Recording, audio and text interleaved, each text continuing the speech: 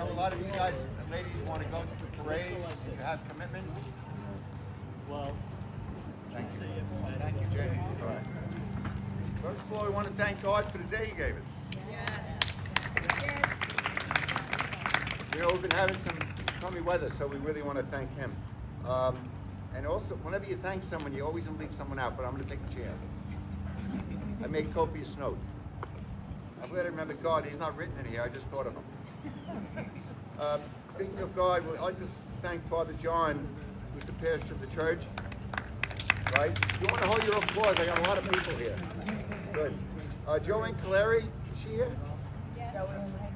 Hey, Joanne, right in the front row. Without her, I couldn't do this. She's the parish manager. Secretary. There she is, right there on the front. Oh, Jesse Rizal, right there, who provided the music, which was magnificent. By the way, he just played at the Vatican very shortly ago. Right. For Pope Francis, before he passed away, so that was pretty big. I like to mention that. Lena Magliacca's not here, but she's the one that takes care of the coffee and cake. And there's Rosa laughing right there. She's got a big smile on her face. Rosa and Anthony, where are you? Anthony. There's Anthony. That's why you have There's Anthony.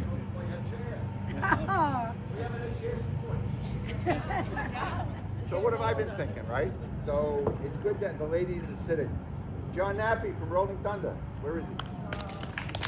All right. Here's the form that John Nappy is one of the last commanders of this post.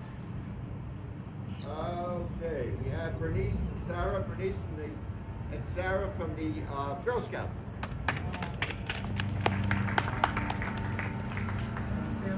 We also want to thank Mariana for being here, for reading from the Word of God. Jamie from the Community TV. Stevie D, Dr. Stevie D, who helped with the grass this morning. Susan Palsick. Her brother was killed in Vietnam. He's one of our honorary members. Susan. And I also got to mention Greg, and the kids. There they are. They're my next door neighbors. All right. And we got Greg Jr. There he is. Raise his hand. Good. And Julian and Luca. I really love that name, Luca. You know. But I had to mention my next door neighbors. And here we go. Let's mention about wars, what happened during the wars. All right, quickly. I don't want to bring you down, but this is a fact. In the Civil War, there were 750,000 people killed. And 385,000 died from disease afterwards. They didn't have many vaccines back then. World War I, 9 million soldiers killed, 21 million injured. World War II, 75 million people were killed in World War II. Korea, 2.5 million people died. Vietnam, 3.5 million people were dead. And as you know, 58,000 kids from Vietnam. Americans from Vietnam were killed in that war. All right, and I think that's amazing. All right, 7,000 soldiers died in Iraq and Afghanistan, one of which his name is Michael Alice. His father and mother are here today. Michael. Bob and Linda Alice. Bob's going to say a few words. Interesting that we prayed the prayer of St. Michael at the end of the Mass, so I thought that was very powerful. Okay, I'm going to read something very simply. I'm going to try to expedite the service today because everyone has to go different places. This is the reading for the commander. I was the commander in 1976. Do I look that old? I hope not. Comrades, this day is sacred with the almost visible presence of those who have gone before us. We honor the memory of those who gave their lives in the service of our country, and of those others who have dropped their burdens by the wayside of life and gone to their eternal rest. May the ceremonies of today deepen your reverence for our dead. Let us renew our pledge of loyalty to our country and our flag. Let us resolve by word and deed to emphasize the privilege and duty of patriotism.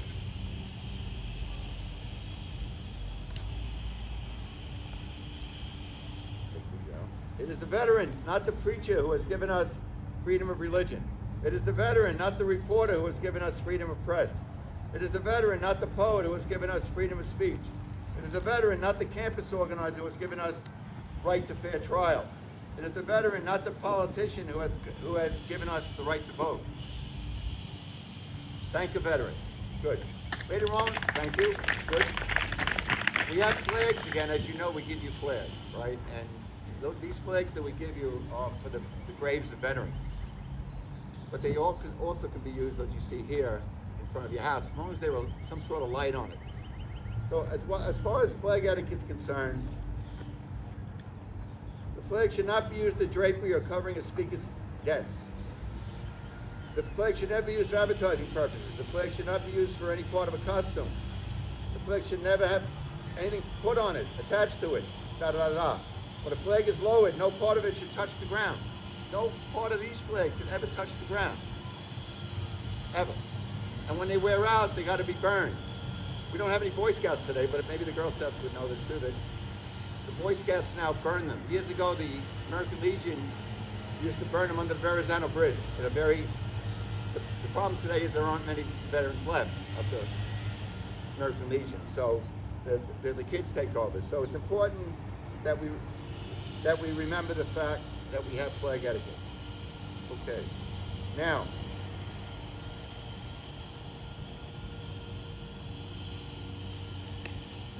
I'm going to read quickly from the Gospel of St. John. Jesus said, I have told you this so that your joy may be in you and your joy might be complete. This is my commandment. Love one another as I love you. No one has greater love than this, to lay down one's life for their friends. So we know, as I read the people who won the Medal of Honor and also Michael Alice and a lot of other people, if they lay down their life for their friends, there's no doubt that they're in heaven. We know that because Jesus told us that. You are my friends if you do what I command you. I no longer call you slaves because a slave does not know what his master is doing. I've called you friends because I have told you everything I have heard from my Father. It was not you who chose me, but I chose you. I want you to go and bear fruit, and that will remain, so that whatever you ask the Father in my name, he will give you. This is the command I give you. Love one another. Good. So that being said,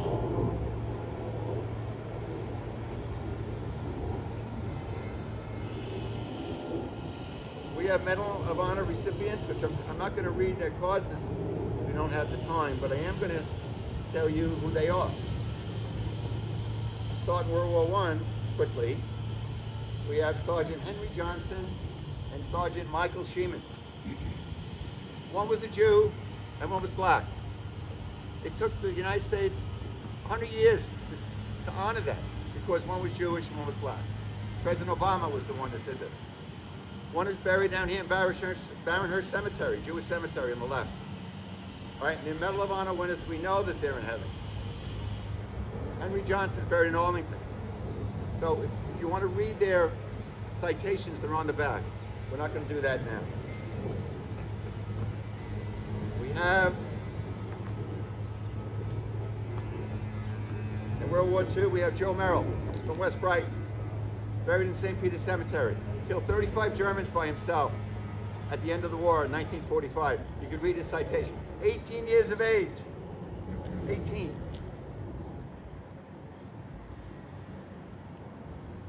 Private First Class Desmond Doss, Hacksaw Ridge. I don't know if you saw the movie. Conscientious objector. Saved 75 people with no weapon in Okinawa, one of the bloodiest battles of the Pacific War. You can read his citation. You can also see the movie if you want to look it up.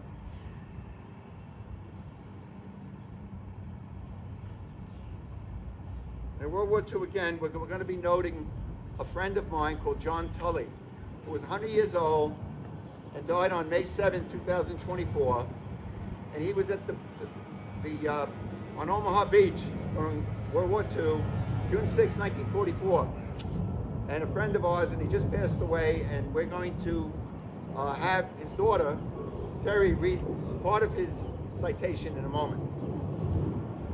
Father Capodanno from Manus Harbor. His mother didn't want him to go to China. He was a Marino priest. He volunteered for Vietnam. He volunteered in the first wave that day. If you want to read the book, it's called The Grunt Padre. He was anointing a guy in the field. He was kneeling down like this. The kid screaming for his mother. He was anointing a guy in the field. One of the North Vietnamese knew he was a priest, and he killed him anyway. 27 bullets in his back. You can read it in citation. Finally, Michael Alice, I just told you his mom and dad are here, killed in Afghanistan, August 28, 2013, 24 years of age. He saved a Polish officer by putting himself on top of a grenade, I believe, and received one of the highest awards for that. And I'll let Bob tell you a little bit more about him in a minute.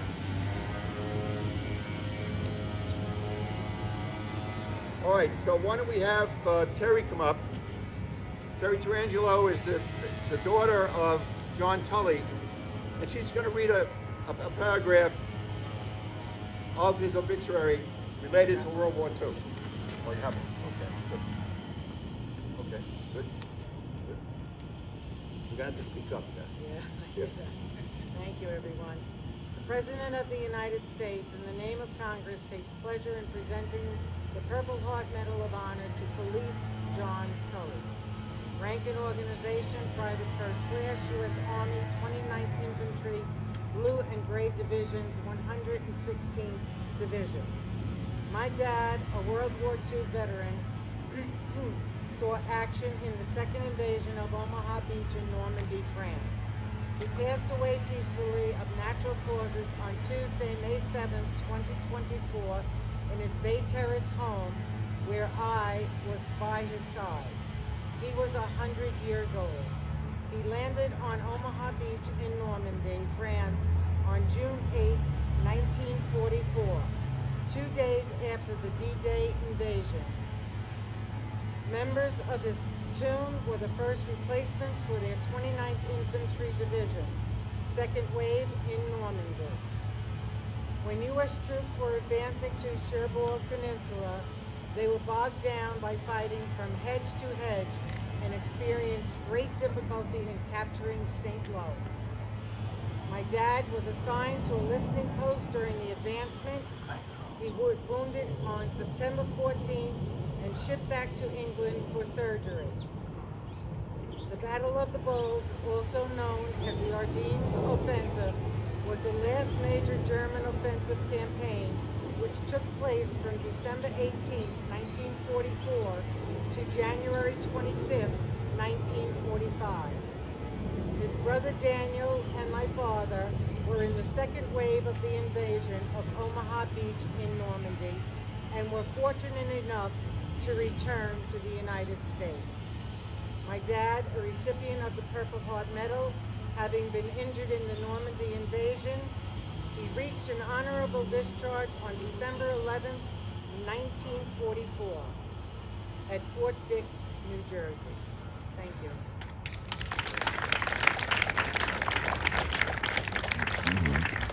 Okay, next we're gonna have, I believe, Bob Alice to come up now and just say a few words. Linda, I don't know if I think you'd like to stay there, right? Yeah. See, I know that. So Bob's gonna come up with his dog, and I'm afraid of dogs, so I'm gonna step away. You have to speak up, Bob, because we got those machines, right? Yeah. Oh, by the way, later on, if you want one of the cards that I mentioned, they're right here in the trunk, together with the flag. Just to mention, just the right type. Thanks, Bob. You're welcome.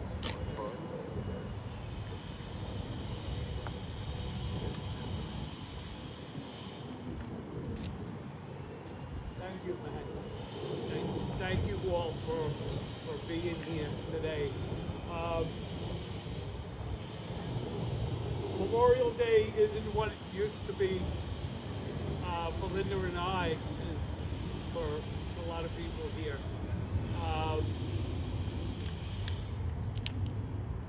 We miss Michael very, deeply, and as the years go on, it does not get easier. It gets a little harder every year. We miss him.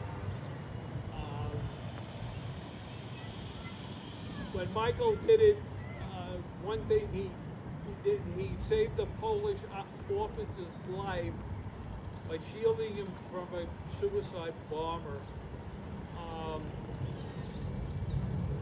That bomber also had a family we thought about, and you know, because of this crazy wars that are, you know, going on. I'm a Vietnam vet. I went there because I wanted to. I believed in what the country was doing until I lost Michael, and then I kind of lost my way looking at what's really going on and stuff. So I'm going to cut it now because I don't want to drag everybody down. This is Michael. Read about him. He's got a book out. We love him. My next best one. Oh, and yes, It also I will. Okay, June 1st, 12 o'clock, on New Dorp Lane and 9th Street, they're putting a memorial, a monument for Michael. All is welcome. So I don't know what's going on. It's between 12 and 2. And on June 8th, we have Michael's Run. It's the 9th year we're doing it. This is how, for the foundation, we raise money and we give the money away that day. We'd love to have you. You don't have to run or walk, just come. It's all kinds of raffles going on that day and a barbecue. Okay? So I think I spent enough. Thank you. Thank you, Bob, and thank you, Linda.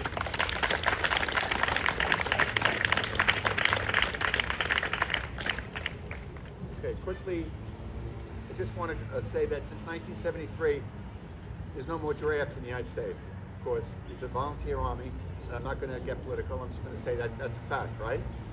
Thank God for the Girl Scouts and the Boy Scouts, and preferably the Girl Scouts, because they have a beautiful young lady over there that's going to speak in a minute about what Memorial Day means to her.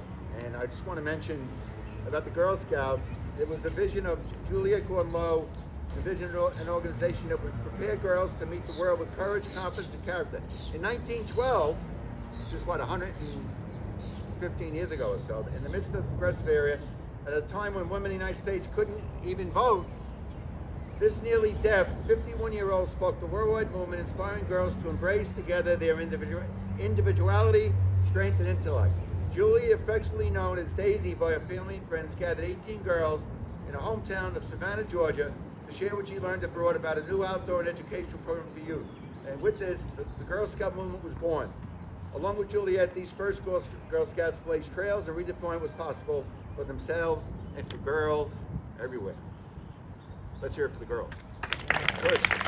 Okay, so now I'm going to ask Sarah to come up, who's a lovely young lady, and say a few words about what Memorial Day means to her.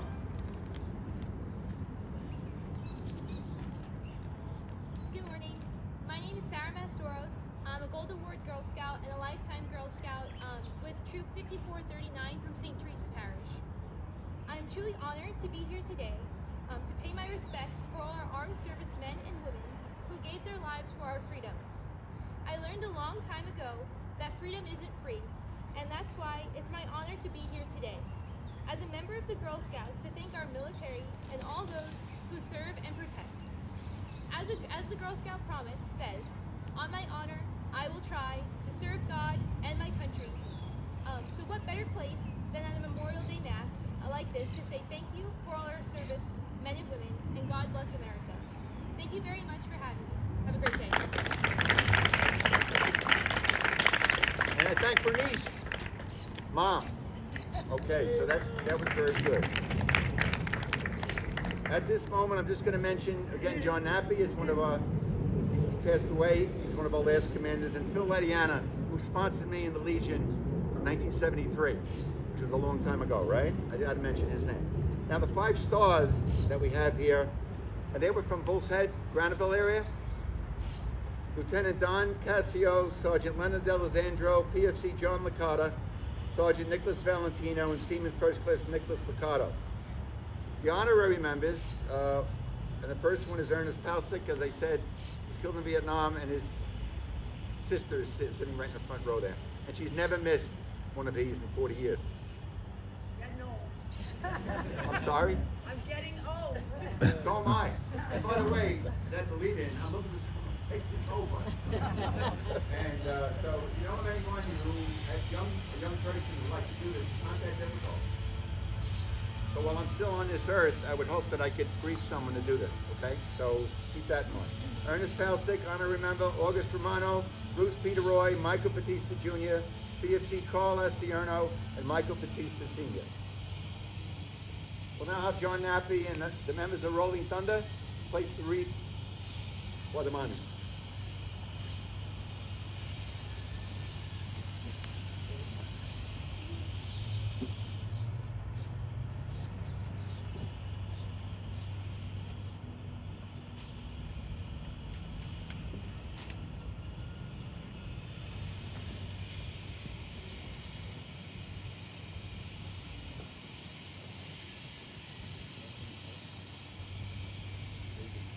Ground, guys. Yeah, stick it right in there. Good. Thank you.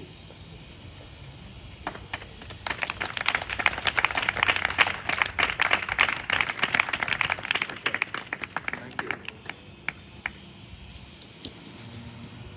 In the absence of taps, we're going to have a 30-second silence for other part comments.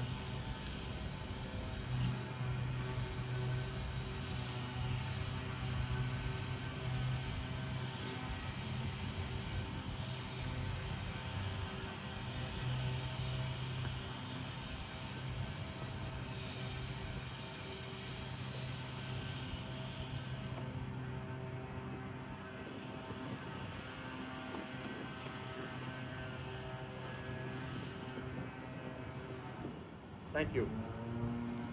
Just a little advertisement. If anybody has old cell phones or old eyeglasses, we collect them for people in the world who can't see. The Lions Club had donated over 75, almost 100 million glasses to third world countries. People can't see where they're going. Also, cell phones. If you have old cell phones, we accept those as well. And you know where I am. On Victory Boulevard, and you can bring the cell phones there, and they refurbish them for soldiers who don't have cell phones or have calling cards from foreign countries, all right? So cell phones or eyeglasses, good. And now at this time, I'm going to ask Perry Tarangelo to come forward, and we're all going to stand and face the colors, and we're going to sing God Bless America.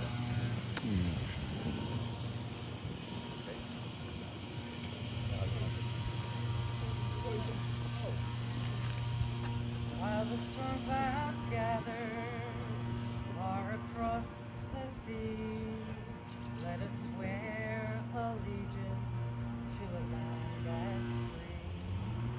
Let us all be grateful for a land so fair as we raise our voices.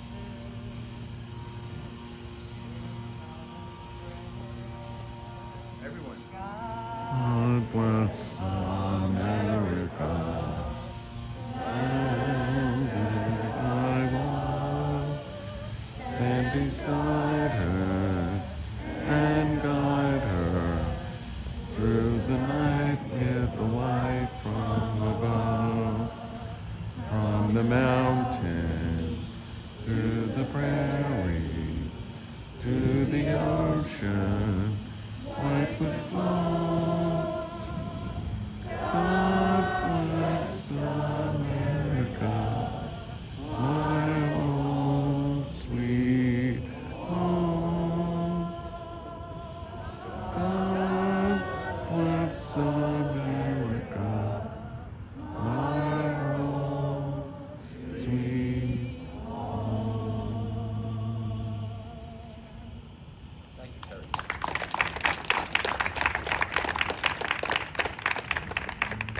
Once again, there's no better way to start Memorial Day than what you guys did today and ladies did today. I'll say it again. There's no better way to start Memorial Day than to thank God for the freedom that we have. All right? Especially when things are happening in the world that are very difficult, right? So I commend you all. we should give you all a medal. But instead, I'll give you a cup of coffee and a donut. Which Anthony, wherever he is the guy that was responsible for that. And Rosa, there she is, in the back, he's in for that. So thank you for coming. Hope you have a beautiful day. Thank you, Maddie.